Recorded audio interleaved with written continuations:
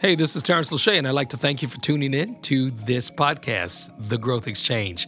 This podcast was designed to curate conversation, dialogue, and monologue around all things growth. I believe that everything living has the potential to grow into its fullest and most maximal potential. So let's grow.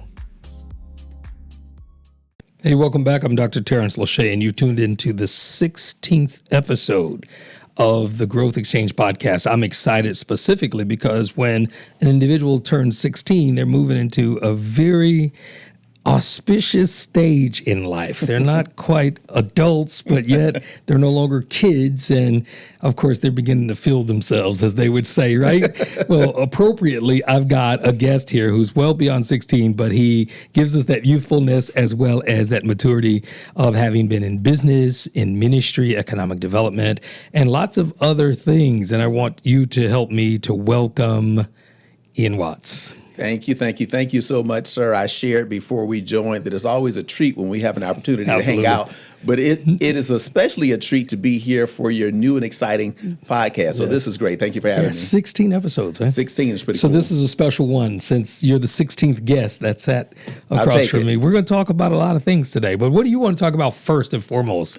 I've got a book here. This is number 2 of your publishing works. Yes. But we're going to also talk about what's going on with you and what's new on the plate. We go back a long way. It's been more than 20 years. Yes. We have mutual friends. Shout out to Christopher Brooks, as well as the crew of the Old Evangel. The Old Evangel and now Woodside, yes. Yeah, now Woodside. But then also there's quite a few other connections and interconnections that we have. Bill Grice, who is a guest on the show and a good friend of mine, who serves in economic development as well.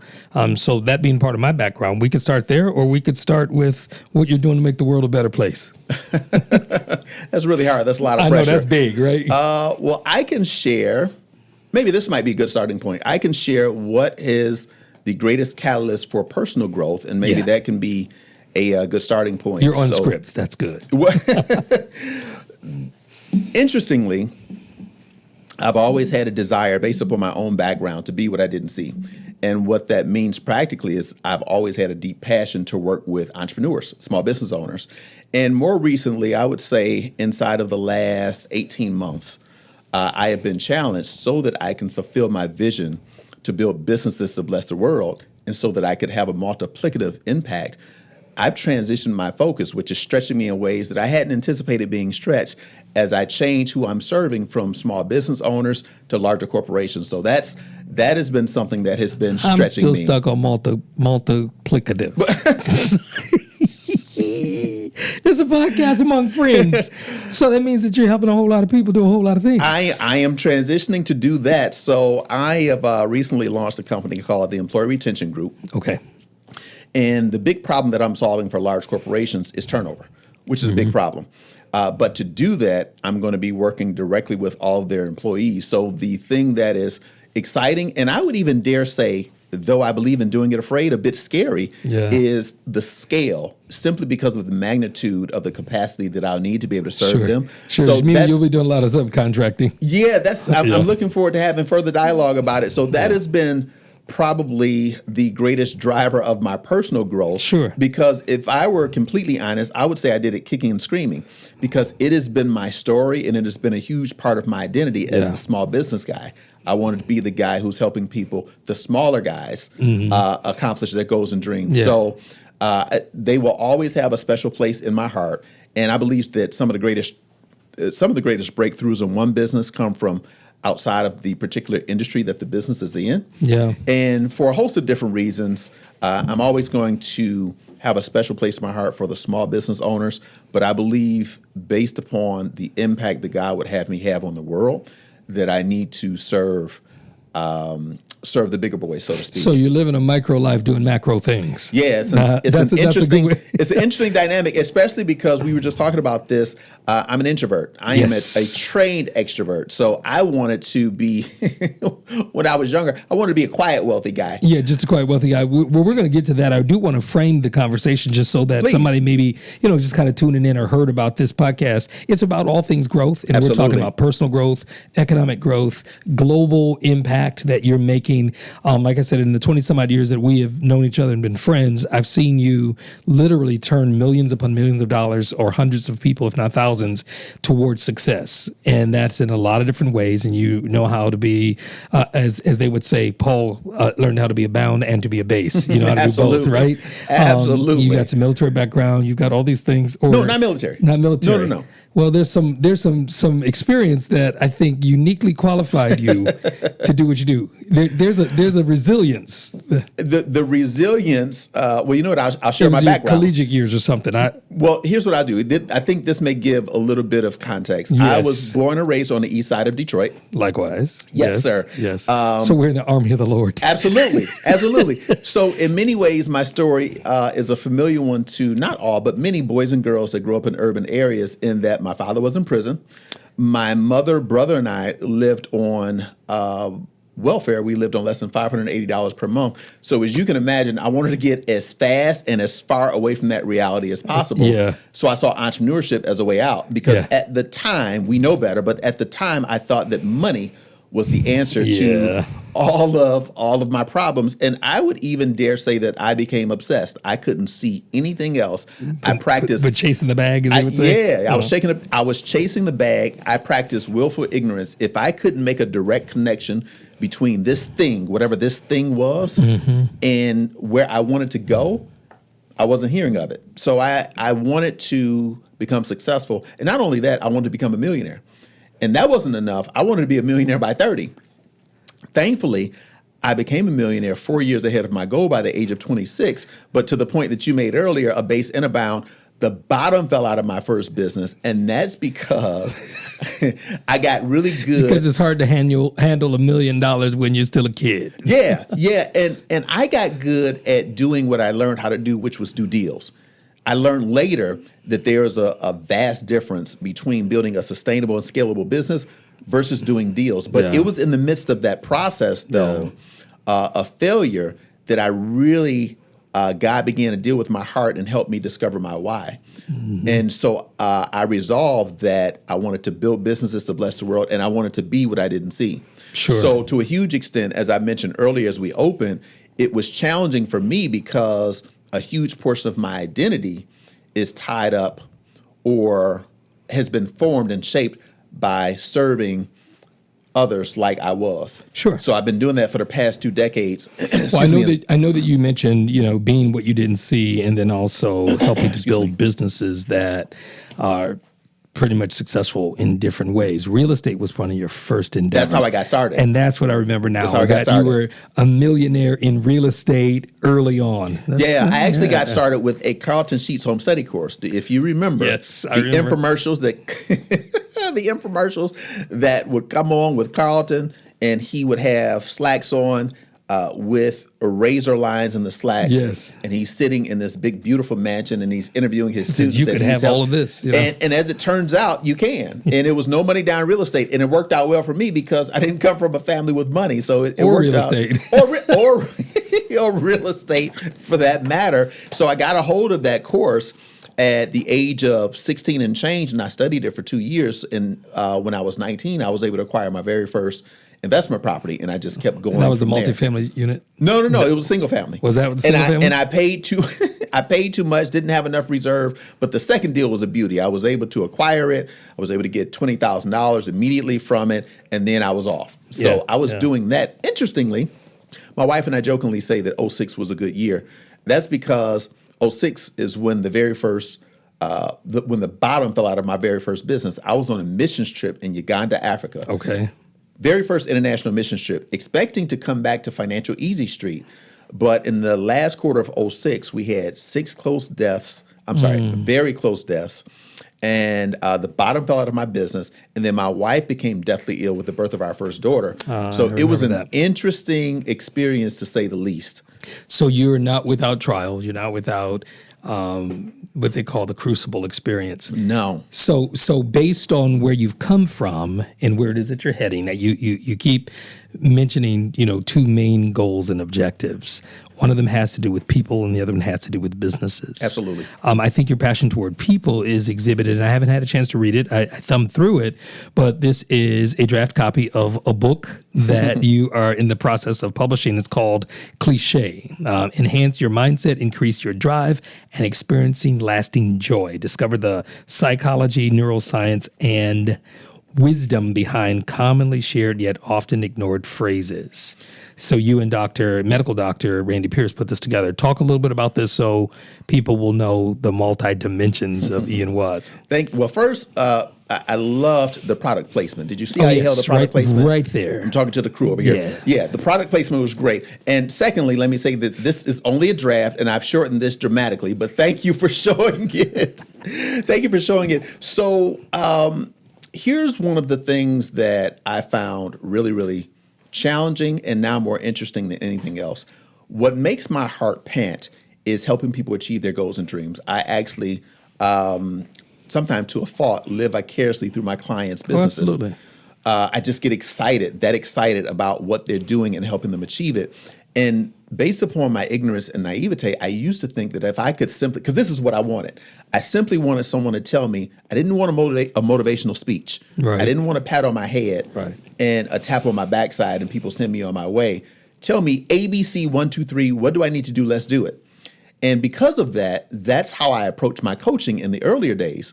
But what I realized is that the challenge for many, and I would even dare say most people, is not that they don't know what to do.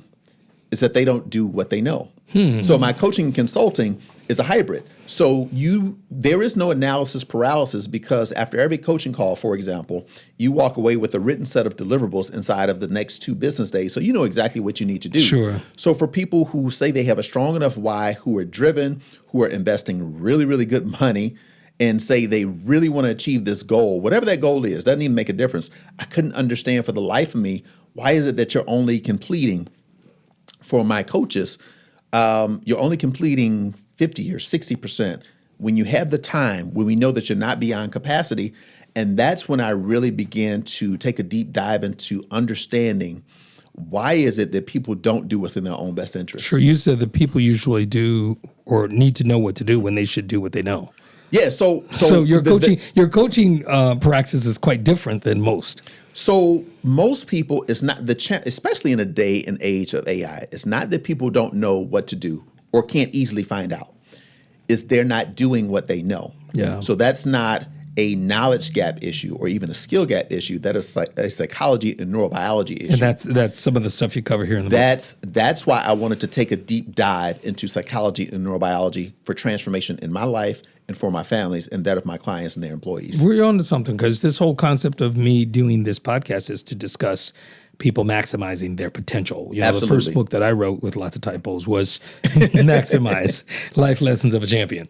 It's out there on BookBaby and Amazon and all that. But the point is, if we're both talking about tapping into people's potential or allowing people to helping people to tap into their potential, what are the outcomes? I mean, it seems like it's limitless that the outcomes of somebody knowing their neurology as well as their psychology.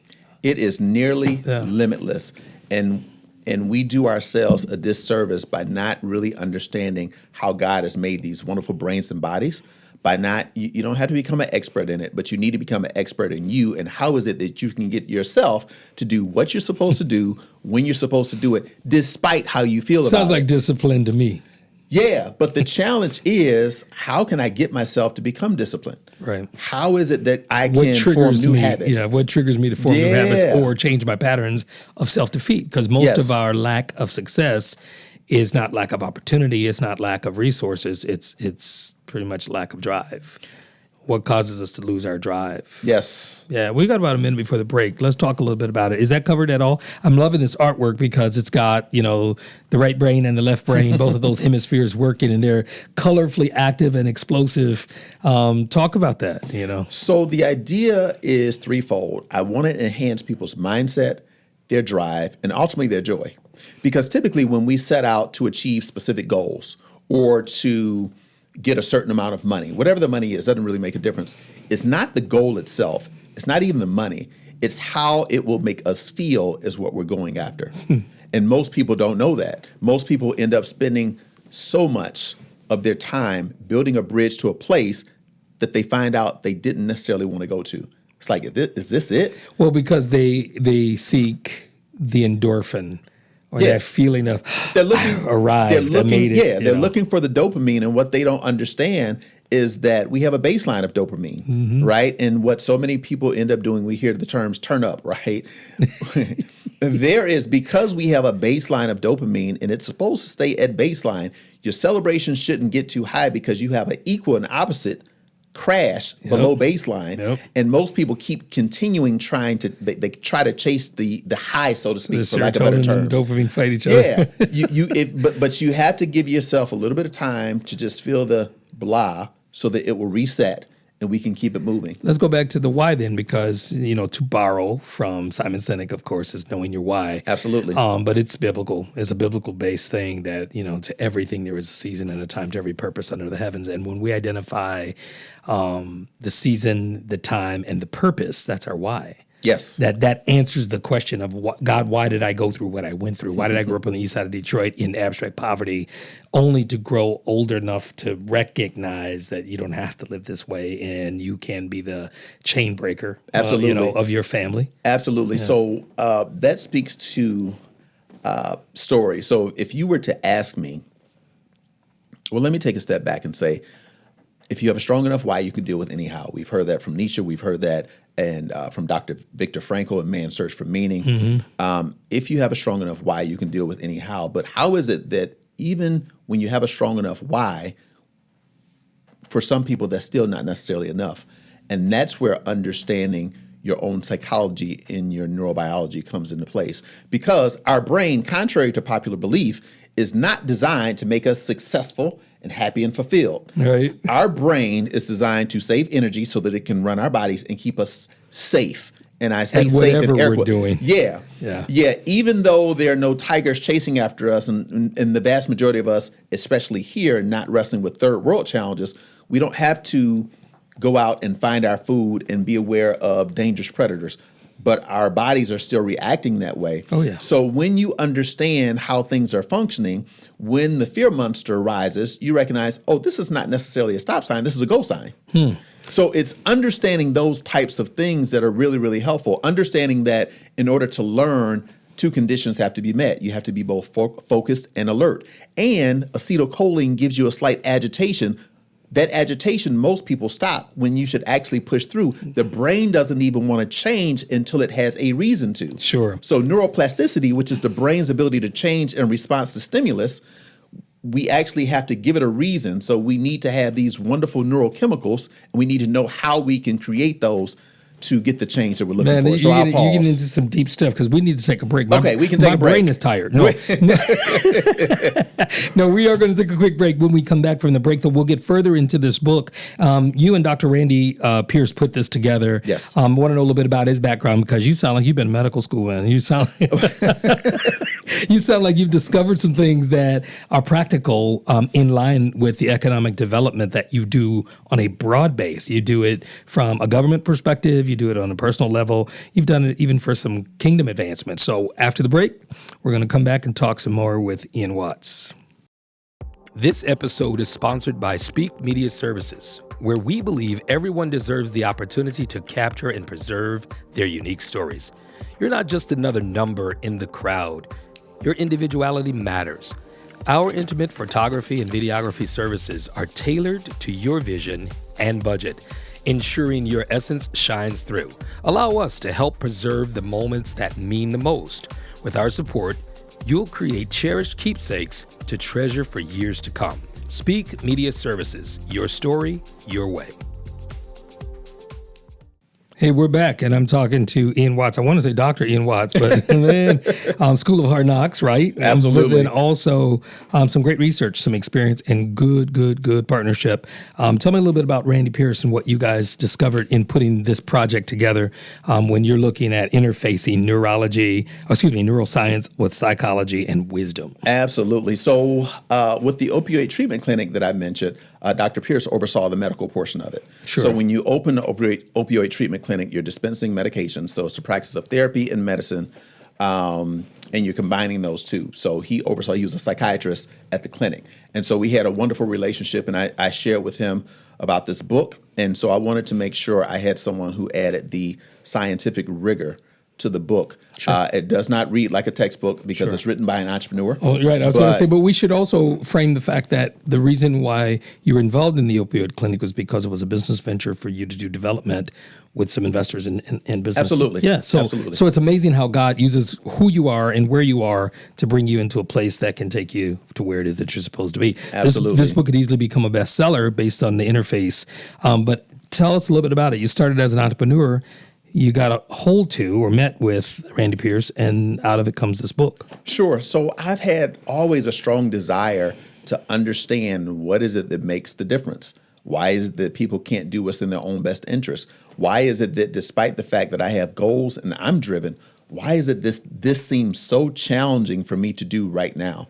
So I wanted to experience a transformation in my own life. And obviously, when you have a wife and children, you want to be able to not just model the type of behavior that will allow our family to flourish, but you want to be able to be a blessing, and you want to be able to advise and pray for and do all that we can to lend the wisdom that will help in the growth and development of our family. I call it building legacy. Yes, I love it. That's legacy. I love it. Simply put, building legacy. I appreciate that. But it wasn't just in my family. It was also the same thing.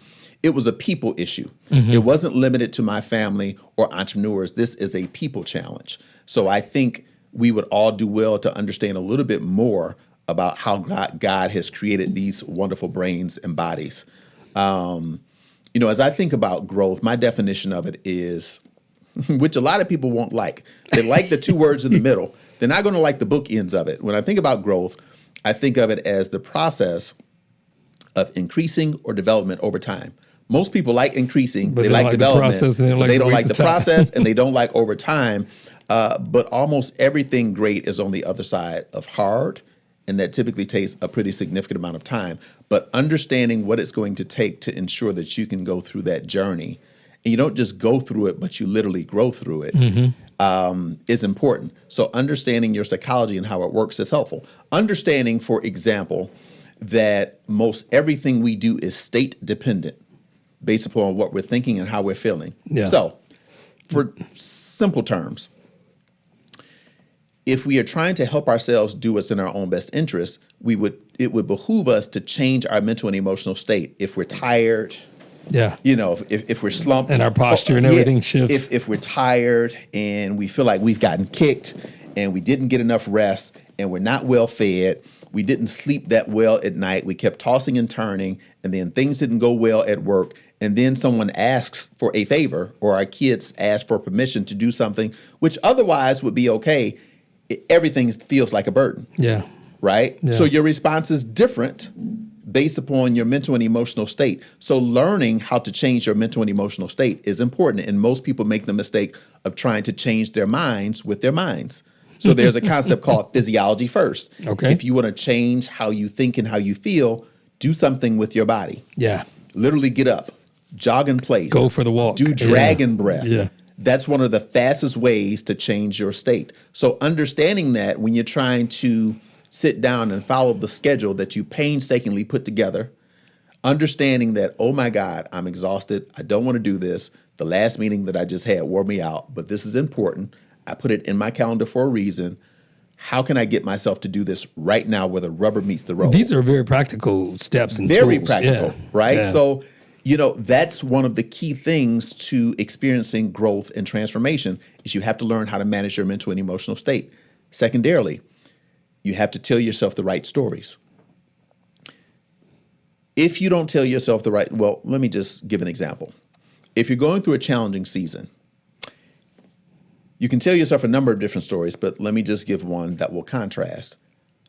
God is punishing me. That's one story. Mm-hmm. And how you react and the lens through which you view your world and your experience is vastly different other than God is promoting me. Mm-hmm. God is building my muscles right now, just like in the gym. To grow your muscles, you have to tear them. Yeah. Right? God is using this opportunity to grow me because there's something exciting. It's so the stories that you tell yourself, make a difference because the stories or the meaning drives the emotion, Sure. and the emotion drives what we So it ultimately becomes do. physiological based on that. And if we look at it through the lenses of God's plan or God's Right. intention, it's not going to always be easy, smooth, and happy. It's going to oftentimes look like losses that are usually lessons or things that might be opportunities that we look at as being we've been outed or we've been ostracized. No, that's an opportunity Absolutely. for growth. I told somebody recently, you didn't lose your job. We know where it is. You just don't have it anymore. Right. But now you have an opportunity to go after another one or a different road to get to where it is that you ultimately want to be. I think where a lot of people, and let's weigh in on this, a lot of people get stuck on destination and not destiny. Destination is finite. You get there, boom. But once you get there, you recognize that there is not as exciting or elaborate as you thought there was supposed to be, or you get there and there is moved.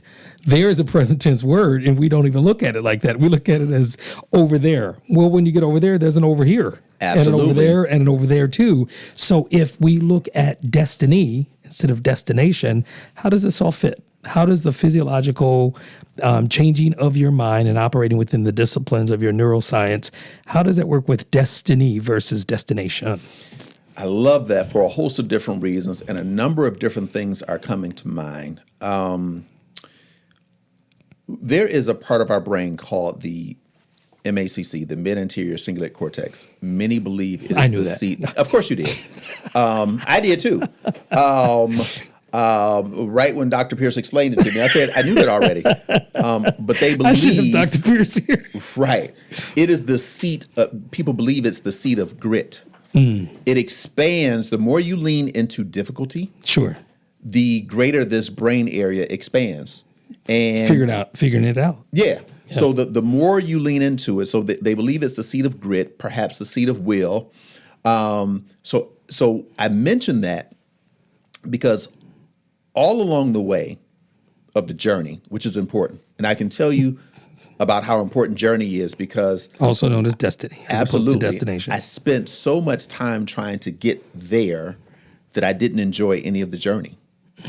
It was every accomplishment was just checking something off of my list. As a matter of fact, when I actually technically became a millionaire, I didn't even realize that I had shot past it Right. because I was so busy trying to So get in hindsight, there. the numbers were going backwards, and you're like, whoa, wait. You It's didn't an get to interesting celebrate. dynamic, Yeah. but to answer your question directly, or just to add some commentary or some color, what's really important as we consider the journey on the way to the ultimate end, as we consider the journey, the thing that will allow us to continue along the journey is this intrinsic motivation as we transition into harder parts of it, allowing ourselves to replenish our dopamine by reminding ourselves that this is the good part. We have to tell ourselves that intentionally because we have to ward off the functions in our brains that are trying to get us to quit. So dopamine is one of those things that will allow you to keep pushing. So as you're on your journey, you have to make sure that you not play mind games. You simply understand how your psychology is going to try to get you to quit because our brains are trying to say, death, this is dangerous. You've been running too long. Your heart is going to explode.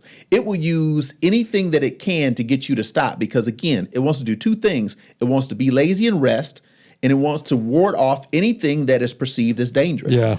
So most people, and I can tell you this is something in my own life, I used to think, and I had to unlearn and unwire this, that if it got too difficult, this must mean that I'm not moving in the right direction.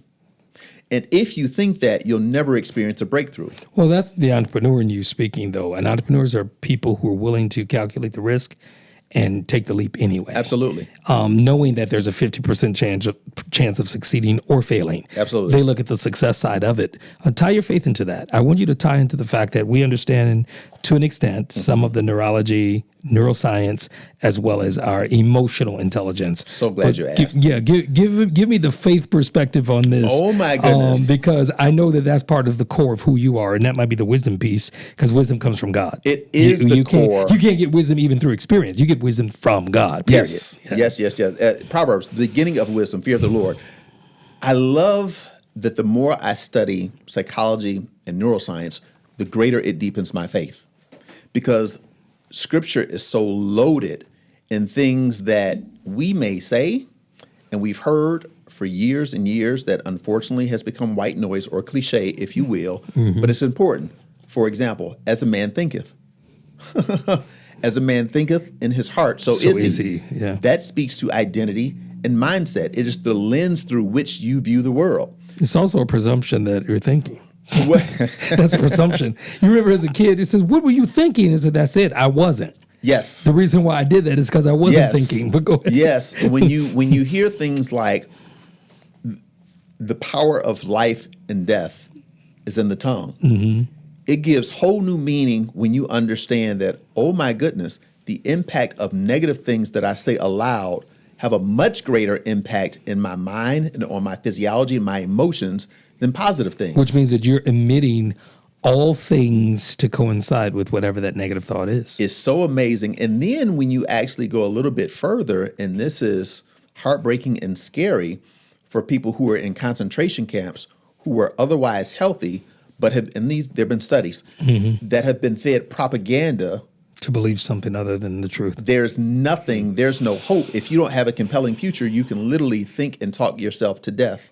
It makes scripture much more colorful when you understand just how powerful the scripture is by getting a little bit of the psychology. And not that psychology or neuroscience validates the Bible. That is not what I'm saying. Correct. But when you take a deep dive If anything, it's vice versa. Right, yeah, no. But it enriches my faith, and it puts me more in awe of just how magnificent God has made us. I'm appreciating this, man, because I've seen you in various stages and seasons of your life. The struggle that some people wouldn't even think is struggle because you had made so many successes through Sure. the lessons from your failures. Notice the cycle I'm building here. And that tenacious spirit, if I were to use a word to describe you and the friendship that we've built over the years, is that you're going to always be at it. You're going to be at something, even if I'm at rest right now because my last experience wiped me out. So Absolutely. I'm reloading, as they would say. Absolutely. I appreciate that about you. What are some of the tips that you can give to some people listening about how to get up and start again? Absolutely. And keep going despite the challenges, and then also stay true to who you are in doing so. Because I don't see you as a compromiser at all. No, I think identity is important. Yeah. So the stories that we tell ourselves are really important, and our identity is found in Christ. So there is no substitute for that. You have to ensure that your identity is built upon a firm foundation. As a practical tip, I began giving some practical suggestions about how to keep pushing, how you can experience the growth so that you can ultimately get to whatever your there is, what you believe you're called to. And we talked about the importance of being able to change your mental and emotional state. In addition to that, you have to be careful about the stories or the identity. The third thing that I will share, and most people jump to strategy, and strategy is important, but I won't cover that. That'll be the next interview, the next talk. Yeah, that'll be the next talk. I would share this, and if I can impose by sharing a story there. Yeah. There's once a beautiful little girl who lived on a farm with her mom and dad. And every Sunday, she would go out and she would chase after butterflies. And on the way back, because she was so sweet, she would always stop and pick up flowers for mommy and daddy. That was her regular routine. She loved it. Well, on one particular Sunday, because Sunday afternoons is when she did it, she followed her same process of joy. She would go out and chase after butterflies. And on the way back, she was looking, and as she was picking flowers, she actually saw an egg. And because she's such a sweet little girl, she didn't see a nest. She was concerned about the egg. And because she lived on a farm, she took it back to mom and dad, requested permission to raise and look after the egg, right? Well, day after day, she checked, and finally the egg hatched. And out came a baby eaglet. But there were no other eagles around. Correct. The eagle was raised with chickens. So it did everything that the little chickens did. So it cluck, cluck, cluck, cluck, cluck, just like chickens. It would claw the earth, just like chickens. And whenever it would fly, it would only fly a few feet off of the ground, just like the chickens. Well, as the eagle got older, mommy and dad decided that, okay, it's time for the eagle to really understand who it is. And so there was a mountain nearby, and they went to the highest peak of the mountain. And the dad did almost everything that he could to try to convince the eagle that it wasn't a chicken, it was actually an eagle, and that it was born to fly. Well, finally something clicked, and with a gust of wind, the eagle spread its wings and it flew, because it realized after a significant amount of time that it was an eagle. The point is, I shared all of that to say that who you surround yourself with matters. So if you are looking to push through, it is far easier to do when you have intentionally curated who you're surrounding yourself with, because we're social creatures, right? There's a wonderful thing called mirror neurons. We are identifying with one another, and I take on your behaviors and your thoughts and beliefs, and you take on mine. So if you want to give yourself a head start, if you want to ensure that you can continue your growth, you want to make sure you surround yourself with the right people, because so much of our identity is found in who we surround ourselves with. So hopefully that's a little bit helpful. That's very helpful. So it's some folks looking for some eagles to hang out with right now, as opposed to the chicklets, right? Yes. This is a good place for us to end, but this is definitely not the end of our dialogue and conversation. Ian, I'll have you back and we'll talk some more. I know the book is on its way, but talk about or tell us as we close out how to get a hold of you. Somebody might want to have you come and do a TED Talk. I look forward to it. Yeah, or maybe even investigate the productivity of their business, because you've got a strong business background in working with economic development for entrepreneurs. Just tell people how to get a hold of you. Sure. The best way to get a hold of me is the Employee Retention Group. That's the employeeretentiongroup.com. That's simple enough, right? Yes, absolutely. Ian Watts. I was going to say billionaire. I might be prophesying right now. But no, I'll take it. Yeah, I know that's right. And I'll stay close. Eagles to eagles, right? Yes, absolutely. Well, you've heard it, man. Check out his book, Clichés. It's going to be available on various platforms and places where books are sold. But get a hold to him. Follow through with perhaps even contracting him to be a life coach. He does that work quite well. I'm glad you're here, man. You've been great exchange in this dialogue, in this conversation, and we'll do part 2 of this real soon, man. Thanks. I look forward to it. It's been a blessing. Thank you, sir. All right, Ian Watts. Thanks, man. Thank you for tuning in to this episode of The Growth Exchange. I'm Dr. Tarence Lauchié. It's been a pleasure to have these conversations and dialogues with our guests. If you notice, one thing we all share in common, and that is the ability, the desire, and the potential to grow and maximize our fullest potential. So keep tuning in. Share this with somebody, like it, maybe even invite somebody. And if you'd like to be a guest, contact us with the information that's here and available for you. Let's grow.